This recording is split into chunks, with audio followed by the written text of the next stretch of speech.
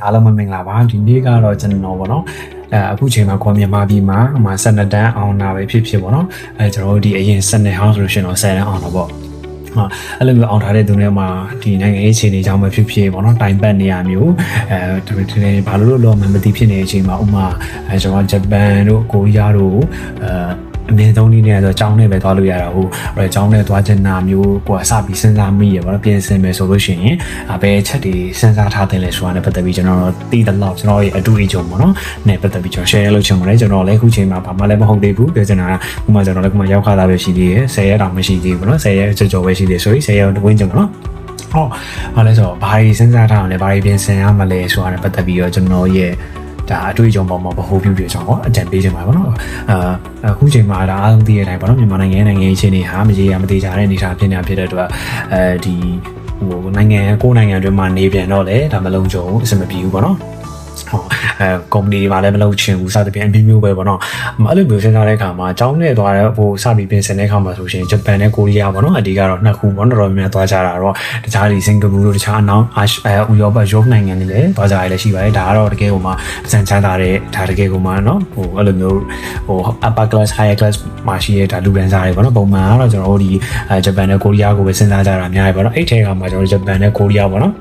်မပယ်သွားမှာလေပေါ့နော်ဂျပန်လားကိုရီးယားလားပေါ့ကျွန်တော်ဆိုလို့ရှိရင်လည်းဒီဂျပန်နဲ့ကိုရီးယားဘယ်ကိုသွားမလဲဆိုပြီးတော့စပြီးတော့ဒီလေ့လာတဲ့အခါမှာဆိုလို့ရှိရင်ကျွန်တော်ကကျတော့အများကြီးလဲကျွန်တော်မသိဘူးเนาะကျွန်တော်ဒီတော့ဆိုရှင်ကျွန်တော်ကျတော့အဓိကကိုရီးယားကို EPS တက်ထားဘူးလေအဲ့တော့ကျတော့ကိုရီးယားနဲ့ကျတော့ကိုပို့ပြီးတော့နီးစပ်တယ်လို့ခံစားရတယ်ဘာလို့ဆိုတော့ဂျပန်ဆိုရှင်ကျွန်တော်သိကြပါအစားအလေဆုံးစားတွေပြန်လောက်ရမယ်လေပေါ့နော်ကိုရီးယားကျတော့ကျွန်တော် EPS လဲတက်ထားဖြစ်တယ်ပြီးတော့ကျတော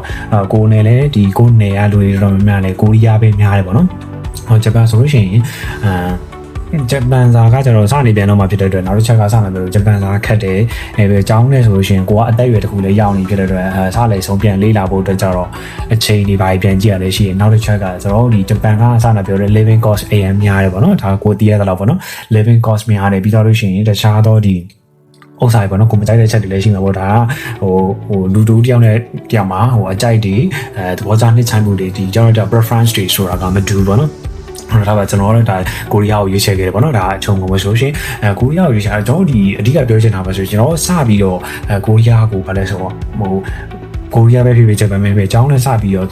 ့သွားမယ်လို့စပြီးစဉ်းစားဆုံးပြတဲ့အခါမှာကျွန်တော်ထည့်သွင်းစဉ်းစားမယ့်ချက်တွေရှိတယ်ပေါ့နော်အဲ့ဒါဗာလဲဆိုတော့ကိုယ့်အိမ်ရဲ့အနေအထားပေါ့နော်ဒါကကျွန်တော်တို့လက်ခံမဲ့အရာပါဘာဖြစ်လို့ဆိုရှင်ကိုယ့်အိမ်ရဲ့စီးပွားရေးအခြေအနေကတည်ဖို့လိုရပါတယ်ဥပမာဂျပန်ပဲဖြစ်ဖြစ်ကိုရီးယားပဲဖြစ်ဖြစ်ပေါ့နော်ရောက်ချင်းကျွန်တော်တို့ဒီပတ်တိုင်းကြော်တွေပါဒါပုံမှန်အပြင်တော့ကျွန်တော်ကျောင်းသားတွေတော်တော်များများကတော့ပတ်တိုင်းကြော်ရင်းနေပဲဒါရက်တီကြတယ်ကိုယ့်ရဲ့အကြောင်းတွေကိုရှာကြရပေါ့နော်အဲ့ဒီအချိန်မှာပါဆိုရှင်ကျွန်တော်ကိုရီးယားကတော့တောင်တန်ယုံကတော့ပေါ့နော်အဲ့လိုစင်ပြေတာ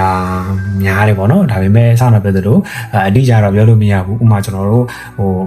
ဒီမှာလူတုံတယောက်နဲ့တယောက်မှာလည်းကံတရားတွေအကြောင်းတရားတွေဤချင်းတွေအတွေ့အကြုံတွေဖြစ်တည်မှုတွေအသက်အရွယ်တွေဘာသာကားကျွမ်းကျင်မှုတွေမတူတာဖြစ်တဲ့အတွက်ကျွန်တော်ညီနာချင်းရှားလို့မရအောင်သူကတော့အခွင့်အရေးကောင်းနေတယ်ဆိုပေမဲ့ကိုကြတော့ဘယ်လိုပုံစံမျိုးရှိမှာလဲပေါ့နော်အဲ့လိုမျိုးရှိနေတယ်သူအဆင်ပြေတိုင်းလဲကိုအဆင်ပြေပဲလို့ပြောလို့မရတယ်ကိုဘယ်လိုပြောမလဲဆိုတော့တူတယောက်ရဲ့အတွေ့အကြုံပေါ်မှာမဟုတ်ပြီးတော့ဒီလူတယောက်ပေါ်ဒီလူတယောက်လည်းအဲ့လိုဖြစ်မယ်လို့ကျွန်တော်ပြောလို့မရဘူးပေါ့နော်အဲ့လိုပုံစံမျိုးရှိပါအဓိကတော့ကိုကနိုင်ငံတစ်ခုကိုသွားတဲ့ခါမှာဆိုရှင်ဘာသာစကားကျွမ်းကျင်မှုကတော့ဒါမဖြစ်မနေရေးကြီးရပေါ့နော်ထားပါတာတကယ်တော့ပေါ့နော်အဓိကအစနဲ့ပြောတော့ကိုယ့်အိမ်ရဲ့အခမ်းအနားပေါ့နော်ကိုယ့်ရန်ကန်တာပါလို့ဆိုလို့ရှိရင်စနာပြောတယ်ဒီကျွန်တော်တို့မှာကိုရီးယားဆိုလို့ရှိရင်စတင်ပြင်ဆင်မယ်ဆိုလို့ရှိရင်အနည်းဆုံးကစနာပြောတယ်ကျွန်တော် agency ကားတွေ passport တွေအကြောင်းတိတ်ဘာညာ BC ဆိုလို့ရှိရင်အနည်းဆုံးမသွားဘူးဆိုရှင်ကျွန်တော်900 800ထိဝင်ကျင်ရတော့သွားပါတယ်ကုန်ပါတယ်ကျွန်တော်ဆိုလို့ရှိရင်လည်းဒီ show money 600တခြားသောဒီexternal cost တွေပေါ့နော်အစနာပြောတယ်ကျွန်တော်အဆောင်ကားတွေရှိရယ်ဒီကျောင်းကားတွေပြီးတော့လို့ရှိရင်ကျွန်တော်တို့ဒီ agency ကားတွေလေယာဉ်ဘိုးတွေစသဖြင့်เนาะအကုန်လုံးကျွန်တော်တို့ဒါစူပေါင်းဆက်ပေါင်းဆိုလို့ရှိရင်အကုန်လုံး200ဝန်းကျင်ထိရောက်ပါတယ်ပေါ့နော်အဲ့တော့ကျွန်တော်စနာပြောနေတာ800ဝန်းကျင်ပေါ့နော်800ဝန်းကျင်ထိရောက်တယ်ပေါ့နော်အဲ့တော့ကျွန်တော်စနာပြောတော့ကိုယ်ရင်စနာပြောတော့ဘယ်လိုလဲဆိုတော့ငွေကြေးအခြေအနေပိုင်းကိုတီးဖို့လိုရပေါ့နော်တော့ဒီချို့လူပြောင်းတဲ့တရားမှာကကြတော့လေအိမ်ရဲ့ငွေကြေးနောက်ခံ background တွေကမတူကြဘူးဘာကြတော့agency တွေမှာက ဒီစတာပြောတဲ့ showman တွေမှာဆိုရှင်service ပေးရည်လည်းရှိရပေါ့နော်ဒါပေမဲ့စတာပြောတော့အတိုးနှုံးနေနဲ့ပေါ့သွားတာပေါ့နော်ဟိုကိုကကျတော့စတာပြောတော့ငွေကြေးပိုင်းအရင်ဘက်ပူပန်အောင်ဆိုလို့ရှင်တော့ပြဿနာမရှိရည်စဉ်းစားလို့ဒါပေမဲ့ကိုအင်ဟာစတာပြောတော့ငွေကြေးတွေစတာပြော showman တွေနဲ့ showman တွေမှာဆိုရှင်အတိုးတွေပိုင်းနဲ့လာတော့မဲ့ပုံစံမျိုးဆိုလို့ရှင်ပဲဖြစ်ဖြစ်ငွေကြေးပိုင်းမှာထားပါကိုအင်အဲ့လောက်ပဲထားပါတော့မှာဒီကျွန်တော်တို့အကြောင်းတက်နေတဲ့အတွင်းအကြောင်းဒီပြင်ဆင်တဲ့ဥစ္စာလောက်ပဲထောက်ပံ့မှန်းတယ်ဥမာအကယ်အကြောင်းတစ်စုံတည်းအကြောင်းမှာကိုရီးယားမှာအကြောင်းတက်နေနေမယ်ဒီမှာငွေကြေးအခက်အခဲဖြစ်လို့ပဲဖြစ်ဖြစ်အဆင်မပြေတစ်ခုဖြစ်လို့ရှင်ကိုအင်ကအနေကအဖြစ်ကျွန်တော်ဘယ်လိုလဲဆိုတော့ဒီကြောက်ပြီး4-5-6လအတွင်းမှာအလုပ်တွေပါရေးအဆင်ပြေမယ်တို့ဘာလို့ဆိုတာကအတိအကျပြောလို့မရအောင်ဒါအစတော့ကျွန်တော်ပြောလို့ဒူးတယောက်နဲ့တယောက်မှာအကန်တရားတွေအကြောင်းတရားတွေဘာသာစကားကျွမ်းကျင်မှုတခြားသော soft skill hard skill တွေမတူပါဖြစ်တဲ့အတွက်ကျွန်တော်သူကရရဆိုရင်ကိုယ်လည်းကြာဖြစ်မှာအဲ့တော့ကျွန်တော်6လအတွင်းကို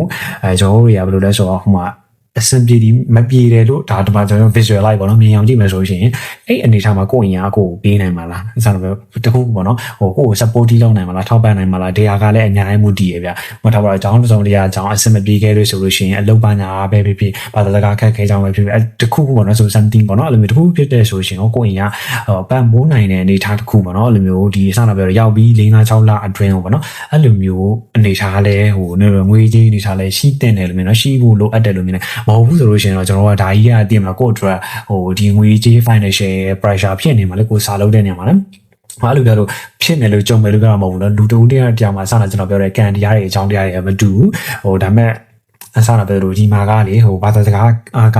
နံပါတ်1ခက်ခဲပေါ့နော်အဲ့လိုမျိုးဆိုဘာသာစကားကျွမ်းကျင်မှုကအရေးကြီးပါတယ်ကျွန်တော်တို့ကြောင်းတက်တာပဲဖြစ်ဖြစ်ချိန်ပိုင်းလောက်တာပဲဖြစ်ဖြစ်ပေါ့နော်အဲ့လိုပုံစံမျိုးရှိရဲဟိုထင်ထားတော့လည်းလွယ်ကူနေမှာမဟုတ်ဘာလဲဆိုလို့ရှိရင်ကျွန်တော်ဘာမြန်မာပြည်မှာ level 3လောက်တက်ထားမှာဒီမှာ level 1လောက်နဲ့ပဲဒီဘယ်လိုညီမျှတာပေါ့နော် level 1လောက်ကိုလိုက်နိုင်တာပဲရှိတယ်နော်ကျွမ်းကျင်တာမဟုတ်ဘူးဘာလဲဆိုဟို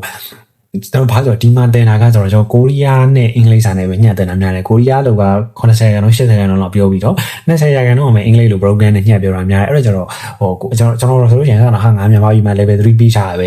ဲပြောရလို့ရှိရင်ဟိုEPS တက်ထားပဲငါ level 2ကစတယ်မရှိဘူးကိုစဉ်းစားရတယ်ပေါ့နော်ဒါပေမဲ့ဒီမှာကိုတည်တည်ချာချာပြန်စဉ်းစားရတယ်အဲ့တော့ကိုကဟို EPS နဲ့ဒီဂျားမှာကျွန်တော်ကဟို gap ဖြစ်ထားတာလေတစ်နှစ်ခွဲလောက်တော့ကြာတယ်အဲ့တော့ကျွန်တော်ကိုဟိုဘယ်လိုလဲဆိုတော့ confidence မဖြစ်တာရဲ့အကြောင်းကျွန်တော်က level 1ပဲတက်လိုက်တယ်တချို့သူရှင်အဲ့လိုကိုရီးယားတိုင်းရန်ကျွမ်းနေတဲ့သူဆို level 2ကနေတက်တာလည်းရှိတယ်ပေါ့နော်အဲ့တော့ကျွန်တော်မြန်မာပြည်မှာ level 3ပြီးထားတဲ့သူအနေနဲ့တော့မှဒီမှာကဘယ်လိုလဲဆိုတော့ level 1လောက်နဲ့ပဲညီမျှတာပါဆိုတော့အဲ့ဒါမှကျွန်တော်ခုတက်လိုက်တော့မှဒီခုဆိုရင်တော့10ရက်ဒီပါကြောင်းတက်ပြီးသားအဲ့ကြမှာတော်တော်ကိုဒီအောင်ငါရွေးချက်အမှန်သွားရမဟုတ်ဆိုလို့ရှင်တည်း level 2ကတက်နေဆရာမတွေကဘာပြောလို့ပြောမှမသိကိုအခုဒီ level 1မှာတော့မှတည်မှာနည်းနည်းလေးဟိုတိုင်ပတ်တာရှိရပါတော့ဒါပေမဲ့ဟိုတောင်းတိုင်တော့ပြဿနာတော့မရှိပါဘူးအဲ့လိုမျိုးပေါ့နော်အဓိကတော့ပြောချင်တာကဟိုဗာလဲပြန်ပြီး summarize ပြန်လုပ်မယ်ဆိုလို့ရှိရင်ကိုလာမယ်ဆိုလို့ရှိရင်စတာပဲစဉ်းစားမယ်ဆိုရှင်စတာပဲငွေကြီးပိုင်းတွေနော်ငွေကြီးပိုင်းတွေပြီးတော့ရှင်ဘာသာစကားတော့ကိုရီးယားစာ level 1 2 3လောက်ထိကိုပြီးထားဖို့အရင်အရေးကြီးရယ်စားစာရန်ပိုင်းတွေကကျတော့ဘာတွေလိုရလဲဆိုတော့စတာကျွန်တော်ပြောရ10တန်းအောင်စင်းတို့အမှတ်စင်းရင်တို့ဟိုပြီးတော့ကျောင်းတစ်ကျောင်းနဲ့တစ်ကျောင်းတော့မတူပေါ့နော် agency တွေမှာလည်းတရားနဲ့တရားတောင်းဆိုရည်မတူကျွန်တော်မှာဆိုလို့ရှိရင်တော့ကျွန်တော်လိုအပ်ခဲ့တာကဒီကျောင်းမွေးစင်းရင်တွေဟိုရှစ်တန်း9တန်းအမှတ်စင်းရင်တွေပြီးရှင်စတာပြောတယ်ကျွန်တော်တက်ကတူတက်ခဲ့ဆိုရှင်တက်ကတူရဲ့ဒီဟိုဘွဲရထားရဆိုလို့ရှိရင်ဘွဲလက်မှတ်တွေပေါ့နော်ဟိုဒါကတော့လာတဲ့ D4 လာ D2 လာအဲ့ပေါ်မှာတော့မူတပြီးပြန်ကွဲသွားပြီပေါ့နော်ကျွန်တော်2019မှာဟိုဘယ်လိုလဲဆိုတော့ကျောင်းသားခဲ့ရဆိုတော့ကျွန်တော် first to တက်ရတီအမှတ်စင်းပေါ့နော်အဲ့ဒါတွေကျွန်တော်ပေးခဲ့ရတယ်ပြီးတော့ဒီ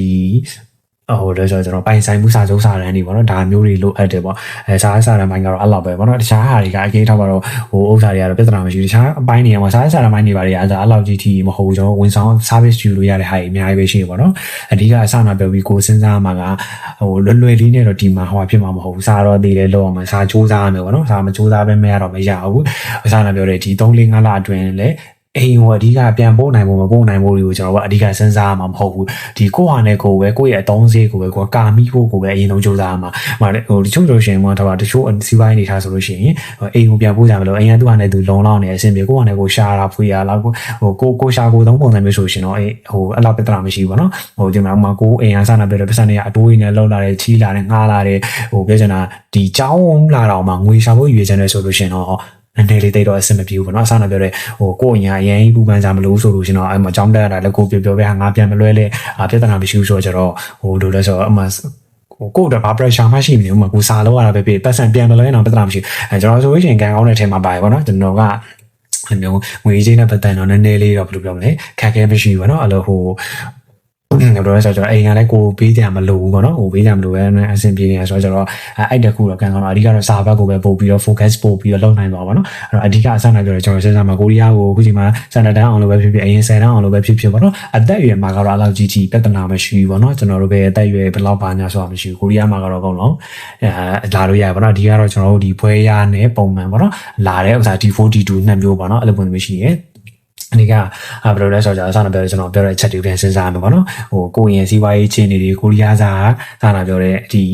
ဟိုကျွမ်းကျင်မှုပေါ့နော် level 1 2 3ပေါ့နော်ဒီမလာခင်တက်ထားမယ်ဆိုလို့ရှိရင်ဒီမှာじゃလာတဲ့ခါကျဒီမှာရောက်ရင်တော့ပို့ပြီးတော့အဆင်ပြေပေါ့နော်မဟုတ်ဘူးဆိုလို့ရှိရင်တော့ဟိုဘယ်လိုပြောမလဲကြောင်တောင်နေမှာပေါ့နော်စာကြည့်ရတယ်ဆိုတော့ခါကျတော့အဲ့လိုမျိုးကိုရီးယားလိုညက်ပြောတာများဖြစ်တဲ့အတွက် level 1ဒီဘာမှပြီးမထားဘူးလေ level 1တော့ပဲပြီးထားမှာဆိုရှင်ကြတော့ဟိုဆရာမကြီးပြောတာတွေကိုနားလည်ဖို့အတွက်နည်းနည်းလေးခက်ခဲမယ်ပေါ့နော်အဓိကတော့အဲ့ဒါနဲ့ပတ်သက်ပြီးတော့လာပြီးမျှဝေတာပါ okay သိချင်တာရှိရင်တော့လာပြီးတော့ message မှာလာပြီး messenger မှာလာမေးလို့ရပါတယ်လာပြီးတော့မှပြန်တွေ့ပါမယ်တတောင်